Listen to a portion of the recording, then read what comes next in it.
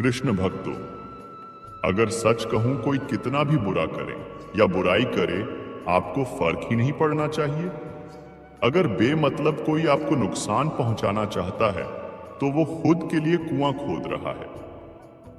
भगवान सब देख रहा है और वो सबको उनके कर्मों का फल देता है। आप भी अगर उनके जैसे बन जाएंगे या बदले की भावना रखेंगे तो आप अपनी जुबान खराब करेंगे, और अगर आप भी उन जैसे ही बन जाएंगे तो आपने और उनमें अंतर क्या होगा। अपमान सहना हालांकि गलत है, लेकिन जीवन में कुछ लोग ऐसे होते हैं जो अगर आपको कटु शब्द बोलें, अपमानित करें, फिर भी आपको पलटकर जवाब नहीं देना चाहिए। उनकी बातों से अपमानित महसूस होने की जरा सी भी जरूरत नहीं है। ऐसा करने से आपके जीवन में बड़े बदलाव आएंगे, भाग्योदय होगा।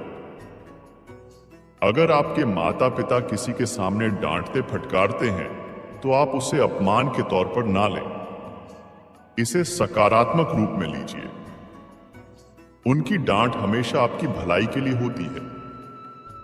तो पहले तो माता पिता हो गए जिनको बातों को दिल पर नहीं लगाना चाहिए। इसके अलावा शिक्षक भी इस लिस्ट में है।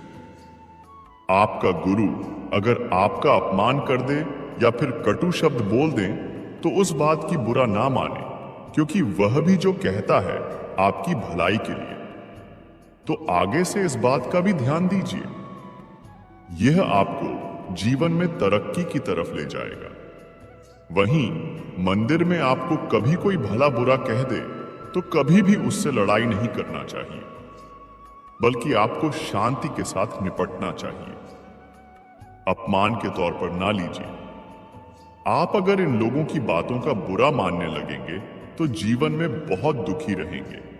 इसलिए आगे से आप इन 4 लोगों का हमेशा सम्मान करें, फिर देखिए कैसे भाग्योदय होता है। वहीं अगर आप अपने माता पिता की सेवा करते हैं, रोज सुबह उठकर उनके पैर छूते हैं, तो इससे आपके जीवन में सुख शांति बनी रहेगी। इसके अलावा घर के बड़े बुजुर्गों की सेवा करना, उनका कहना मानने से भी जीवन में सकारात्मक बदलाव आते हैं। आप जीवन में हमेशा सुखी रहेंगे। इसके अलावा जीवों से प्यार करना, उनको खाना खिलाना भी बहुत लाभकारी होता है। जब कोई हमारे साथ बुरा व्यवहार करता है तो शांत रहकर उसे सहन करना चाहिए। महात्मा गांधी से जुड़ी घटना है। रेलगाड़ी चंपारण से बेतिया की ओर जा रही थी। तीसरे दर्जे के डिब्बे में काफी भीड़ थी। रात हो चुकी थी। एक स्टेशन पर रेल रुकी तो एक हट्टा कट्टा किसान उस डिब्बे में चढ़ा। उस समय जो ताकतवर होता था वह दूसरों की जगह ले लेता था। हट्टे कट्टे किसान ने एक सीट पर दुबले पतले व्यक्ति को बैठा हुआ देखा तो उसने दुबले व्यक्ति का हाथ पकड़कर उसे उठा दिया और कहा, यहां क्यों बैठा है, उधर जाकर बैठ। वो दुबले पतले व्यक्ति मोहनदास करमचंद गांधी थे। गांधी जी उस पहलवान को देखकर वहीं नीचे बैठ गए और कहा, आप सीट पर बैठ जाइए। किसान ठाठ से सीट पर बैठ गया। किसान ने गाना शुरू किया, धन्य धन्य गांधी महाराज, दुखियों का दुख मिटाने वाले। वह ये लाइन बार बार गाए जा रहा था और गांधी जी को याद कर रहा था। नीचे बैठे हुए गांधी जी उसे मुस्कान के साथ देख रहे थे। कुछ समय बाद बेतिया स्टेशन आ गया। स्टेशन पर बहुत बड़ी संख्या में लोग गांधी जी का स्वागत करने के लिए पहुंचे थे। जय जयकार के नारे लगाए जा रहे थे। जैसे ही कुछ लोग डिब्बे में चढ़े तो गांधी जी खड़े हुए और डिब्बे से उतर गए। हट्टे कट्टे किसान को कुछ समझ आया और वह तुरंत उठा और डिब्बे से उतरकर गांधी जी के पैरों में गिर पड़ा। ये देखकर सभी लोगों ने गांधी जी से पूछा, हुआ क्या है? गांधी जी बोले, मेरे एक प्रेमी ने मुझसे प्रेम जताया था। यह घटना हमें सबक देती है कि अगर कोई हमारे साथ बुरा व्यवहार करता है तो हम उसका प्रतिकार या तो लड़ाई करके कर सकते हैं या उसे सहन कर सकते हैं। अगर हम प्रतिष्ठित व्यक्ति हैं, लोग हमारे बारे में जानते हैं, तो हमें और ज्यादा विनम्र होना चाहिए। विनम्रता बड़े लोगों का गहना होती है। एक बार गौतम बुद्ध किसी गांव से गुजर रहे थे। उस गांव के लोगों की गौतम बुद्ध के बारे में गलत धारणा थी, जिस कारण वे बुद्ध को अपना दुश्मन मानते थे। जब गौतम बुद्ध गांव में आए तो गांव वालों ने बुद्ध को भला बुरा कहा और बददुआएं देने लगे। गौतम बुद्ध गांव वालों की बातें शांति से सुनते रहे और जब गांव वाले बोलते बोलते थक गए तो बुद्ध ने कहा, अगर आप सभी की बातें समाप्त हो गई हों तो मैं प्रस्थान करूं। बुद्ध की बात सुनकर गांव वालों को आश्चर्य हुआ। उनमें से एक व्यक्ति ने कहा, हमने तुम्हारी तारीफ नहीं की है, हम तुम्हें बददुआएं दे रहे हैं, क्या तुम्हें कोई फर्क नहीं पड़ता? बुद्ध ने कहा, जाओ, मैं आपकी गालियां नहीं लेता। आपके द्वारा गालियां देने से क्या होता है? जब तक मैं गालियां स्वीकार नहीं करता, इसका कोई परिणाम नहीं होगा। कुछ दिन पहले एक व्यक्ति ने मुझे कुछ उपहार दिया था, लेकिन मैंने उस उपहार को लेने से मना कर दिया तो वह व्यक्ति उपहार को वापस ले गया। जब मैं लूंगा ही नहीं तो कोई मुझे कैसे दे पाएगा? बुद्ध ने बड़ी विनम्रता से पूछा, अगर मैंने उपहार नहीं लिया तो उपहार देने वाले व्यक्ति ने क्या किया होगा? भीड़ में से किसी ने कहा, उस उपहार को व्यक्ति ने अपने पास रख लिया होगा। बुद्ध ने कहा, मुझे आप सब पर बड़ी दया आती है, क्योंकि मैं आपकी इन गालियों को लेने में असमर्थ हूं और इसीलिए आपकी ये गालियां आपके पास ही रह गई हैं। भगवान गौतम बुद्ध के जीवन की यह छोटी सी कहानी हमारे जीवन में एक बड़ा बदलाव ला सकती है, क्योंकि हम में से ज्यादातर लोग यही समझते हैं कि हमारे दुखों का कारण दूसरे व्यक्ति हैं। हमारी परेशानियों या दुखों की वजह कोई अन्य व्यक्ति नहीं हो सकता, और अगर हम ऐसा मानते हैं कि हमारी परेशानियों की वजह कोई अन्य व्यक्ति है, तो हम अपनी स्वयं पर नियंत्रण की कमी एवं भावनात्मक अक्षमता को अनदेखा करते हैं। यह हम पर निर्भर करता है कि हम दूसरों के द्वारा प्रदान की गई नकारात्मकता को स्वीकार करते हैं या नहीं। अगर हम नकारात्मकता को स्वीकार करते हैं तो हम स्वयं के पैर पर कुल्हाड़ी मारते हैं। एक बार की बात है, एक गांव में एक शातिर चोर रहता था। पूरा गांव उस चोर के बारे में जानता था, लेकिन इसके बावजूद भी कोई उसे पकड़ नहीं पाया। उस शातिर चोर ने अपना संपूर्ण जीवन चोरी करने में लगा दिया। इतना ही नहीं, आसपास के गांव और नगर में भी उसकी बराबरी का कोई चोर नहीं था। चोर का एक बेटा था जिसे वह अपनी तरह ही शातिर चोर बनाना चाहता था। इसलिए वह अपने बेटे से हमेशा कहता था कि कभी किसी साधु या सन्यासी के उपदेश को मत सुनना। यदि कोई कुछ कहे भी तो अपने कान बंद कर वहां से भाग जाना। बचपन से ही उसका बेटा अपने पिता से इन्हीं बातों को सुनता आ रहा था, जिस कारण ये बातें उसके मन में बैठ गई थी। ऐसे में बड़ा होकर बेटा भी अपने पिता की तरह शातिर चोर बन गया। एक दिन उसे बड़ा लालच आया और वह राजा के महल में चोरी करने के उद्देश्य से जाने लगा। तभी रास्ते में लोगों की भीड़ नजर आई। चोर ने देखा कि लोग एक सन्यासी के चरणों में गिरकर उनका आशीर्वाद ले रहे हैं। वो सन्यासी गौतम बुद्ध थे। चोर साधु सन्यासी से दूर रहता था क्योंकि उसे अपने पिता से यही सीख मिली थी। लेकिन भगवान बुद्ध को देख वह उनकी ओर आकर्षित हो गया। इसका कारण यह है कि पहली बार उसे किसी तेजस्वी व्यक्ति के दर्शन हुए थे। अचानक उसे पिता की बात याद आ जाती है कि साधु सन्यासियों से दूर रहना चाहिए। चोर असमंजस में रहता है कि वह सन्यासी के पास जाए या चोरी करने के लिए आगे चला जाए। एकाएक उसके मन में यह प्रश्न आता है कि आखिर पिताजी क्यों साधु संतों से दूर रहने को कहते थे। इसका उत्तर जानने के लिए चोर भी लोगों के बीच बैठ जाता है और भगवान बुद्ध के उपदेश सुनने लगता है। बुद्ध लोगों को झूठ बोलने की व्यर्थता और विश्वासघात के बारे में बताते हैं। उपदेश समाप्त होने के बाद सभी लोग अपने घर लौट जाते हैं और चोर भी चोरी करने के लिए महल की तरफ निकल जाता है।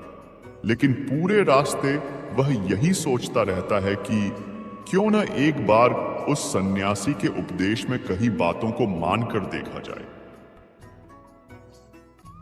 इस तरह से वह चोरी करने के लिए महल की दीवार से कूदने के बजाय महल के द्वार से अंदर जाता है। उसे देख महल के द्वारपाल उसे रोकते हैं और भीतर जाने का कारण पूछते हैं। चोर कहता है, मैं चोर हूं और महल में चोरी करने जा रहा हूं। द्वारपाल उसकी बातें सुनकर हंसने लगते हैं और कहते हैं, जरूर यह महल का सेवक या नौकर होगा और हमसे मजाक कर रहा है। यह सोचकर वे उसे महल के अंदर जाने दे देते हैं। महल जाने के बाद चोर खजाना रखे तिजोरी के पास पहुंच जाता है और तिजोरी को तोड़कर धन और आभूषण को पोटली में भरकर भागने लगता है। तभी उसकी नजर महल के रसोई पर पड़ती है। रात होने के कारण सभी सो रहे होते हैं और रसोई में कोई नहीं रहता है। चोर को जोर की भूख लगी थी, इसीलिए वह रसोई में जाकर पेट भर खाना खा लेता है। इसके बाद चोर वहां से जाने लगता है। तभी उसे बुद्ध के उपदेश में सुनी दूसरी बात याद आती है कि जिसका नमक खाया है उसके साथ कभी भी विश्वासघात नहीं करना चाहिए। चोर सोचता है, मैंने इस महल का नमक खाया है, ऐसे में इनका धन चोरी कर मैं इनके साथ विश्वासघात करूंगा। इसीलिए चोर चुराए हुए धन को रसोई में ही छोड़कर जाने लगता है। महल के एक व्यक्ति की नजर चोर पर पड़ जाती है और वह शोर मचा देता है, जिससे महल के लोग चोर को पकड़ लेते हैं और राजा के पास ले जाते हैं। राजा चोर से पूछता है कि जब तुमने चोरी कर ली थी तो फिर इसे छोड़कर क्यों जा रहे थे? चोर कहता है, एक सन्यासी के उपदेश के कारण। चोर की बात से राजा प्रभावित होते हैं और उससे कहते हैं, अगर तुमने ऐसे उपदेश बचपन से ही सुने होते तो तुम कभी चोर बनते ही नहीं। इतना कहकर राजा ने उसे कोई सजा नहीं दी और छोड़ दिया। लेकिन राजा ने उससे कहा कि एक बात याद रखना, सही संगत और सही उपदेश से ही व्यक्ति अच्छा इंसान बनता है। बचपन से ही गलत संगत और गलत उपदेश मिलने के कारण वह बुरा व्यक्ति बन जाता है। संगत और उपदेश व्यक्ति का जीवन बदल देते हैं। गुस्सा एक ऐसी बुराई है जिसकी वजह से हमारी सोचने समझने की शक्ति खत्म हो जाती है। इसलिए इस बुराई से बचना चाहिए। जब एक ही समय पर दो लोग गुस्सा हो जाते हैं तो विवाद बहुत बढ़ जाता है। जब सामने वाला व्यक्ति गुस्सा करता है तो हमें शांत रहना चाहिए। ये बात हम गौतम बुद्ध के एक किस्से से समझ सकते हैं। एक व्यक्ति हर रोज गौतम बुद्ध के उपदेश सुनने आ रहा था। वह बुद्ध से इतना प्रभावित हो गया कि उसने ये तय कर लिया कि अब इनकी सेवा में ही रहना है। वह भिक्षुक बन गया। वह व्यक्ति एक प्रतिष्ठित परिवार से था। जब वह भिक्षुक बन गया तो उसके घर में हंगामा हो गया। उसका एक रिश्तेदार इस बात से बहुत गुस्सा हो गया। बुद्ध उपदेश दे रहे थे, कई लोग उनकी बातें सुन रहे थे। उस समय वह व्यक्ति गुस्से में बुद्ध के पास पहुंच गया। गुस्से में व्यक्ति ने चिल्लाना शुरू कर दिया और वह बुद्ध को भला बुरा कहने लगा। जो लोग बुद्ध के उपदेश सुनने के लिए बैठे हुए थे वे बेचैन हो गए। गुस्से में वह व्यक्ति बुद्ध को गालियां भी दे रहा था। गाली देने वाला व्यक्ति थोड़ी देर बाद थक गया। तब बुद्ध ने उससे पूछा कि आपको जो कहना था वह आप कह चुके? उस व्यक्ति ने कहा कि हां, मैं कह चुका। बुद्ध बोले, कि जब आपके घर कोई मेहमान आता है तो आप क्या करते हैं? उस व्यक्ति ने कहा कि हम मेहमान का स्वागत करते हैं, उसका स्वागत करते हैं। कोई नादान ही होगा जो अतिथि का सत्कार नहीं करेगा। बुद्ध ने फिर पूछा कि आपके घर जो व्यक्ति आता है, आप उसे कोई भेंट देते हैं, और अगर उसने स्वीकार नहीं की तो वह चीज कहां जाएगी? व्यक्ति ने कहा कि वह चीज हमारे पास ही रह जाएगी। बुद्ध बोले कि आप मेरे अतिथि हैं। आपने मुझे जो सौंपा है वह मैंने स्वीकार ही नहीं किया है। जितने अपशब्द और गालियां आपने मुझे दी हैं, मैंने स्वीकार नहीं की तो वह किसके पास गई? आपके पास ही रह गई हैं। बुद्ध की बातें सुनकर उस व्यक्ति का गुस्सा शांत हो गया। अगर कोई व्यक्ति हमारा अपमान करता है, अपशब्द कहता है, तो हमें शांत रहना चाहिए। ऐसी बातें स्वीकार ही नहीं करनी चाहिए, क्योंकि अगर हम ऐसी बातें स्वीकार करेंगे तो हमें भी गुस्सा आएगा। सामने वाला व्यक्ति गुस्सा करके खुद का नुकसान कर लेता है। हम भी गुस्सा करेंगे तो हमारा भी नुकसान हो जाएगा। इसलिए हमें गुस्सा को काबू रखना चाहिए और दूसरों के गुस्से का सामना शांति से करना चाहिए। जब हमारे साथ कोई बुरा व्यवहार करता है तो न केवल हमारे मन को चोट पहुंचती है, बल्कि हम सामने वाले के गुण और स्वभाव को लेकर कई सवाल खड़े कर देते हैं। जबकि जब हम खुद किसी के साथ खराब व्यवहार या दुर्व्यवहार करते हैं तो खुद को सही मानते हुए हम उसके बारे में एक पल भी नहीं सोचते हैं। कर्म निष्पक्ष है और वह लौटकर अवश्य आता है। कर्म के जो परिणाम मिलते हैं उसका मकसद कभी भी आपको सजा देना नहीं होता। आपको अपने पुराने किसी बुरे कर्म का ऋण चुकाना है। आपका गलत व्यवहार आपके कर्मों को प्रभावित करता है, न कि सामने वाले को हम हमेशा सुनते आए हैं कि आपका किया हुआ कर्म कहीं नहीं जाता, बल्कि दूसरे स्वरूप में एक न एक दिन वह लौटकर आपके पास जरूर आता है। इसके बावजूद मनुष्य का स्वभाव ऐसा है कि वह केवल तुरंत मिले हुए परिणाम से ही भयभीत होता है, या केवल उसके बारे में सोचता, कभी भी दूरगामी परिणाम के बारे में नहीं सोचता। इसलिए कभी भी खुद के द्वारा किए गए कर्मों को न तो तवज्जो देता है और न ही उसका विश्लेषण करता है। लेकिन इन सब के बीच वह यह बात भूल जाता है कि कर्म निष्पक्ष है और वह लौटकर अवश्य आता है। अंत में हर किसी को वही मिलता है जिसके वे हकदार होते हैं, जो उन्होंने बोया होता है। कर्म के जो परिणाम मिलते हैं उसका मकसद कभी भी आपको सजा देना या आपके लिए क्रूर होना नहीं होता, बल्कि आपको विचारवान बनाना होता है।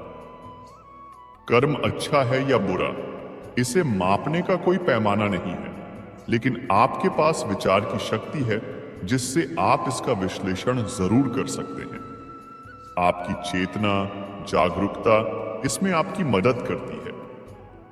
कोई अगर आपके साथ बुरा व्यवहार करता है और आप भी बदले में बुरा व्यवहार करते हैं, तो आपको खुद से यह सवाल पूछना चाहिए कि क्या आप ऐसा करके खुश हैं?